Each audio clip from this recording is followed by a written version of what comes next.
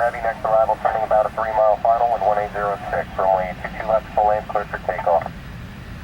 22 left, full lane, clear for takeoff. EWR 14 point.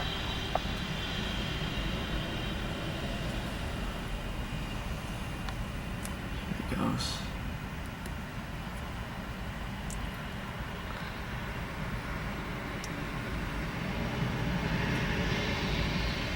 At 4943, exit Whiskey 2, turn left onto Yankee, contact ground.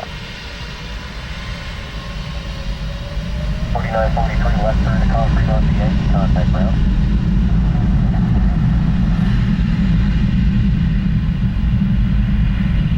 Exit 2579, on the verified, clear to land. JetBlue 2579, affirmative, runway 29er, clear to land.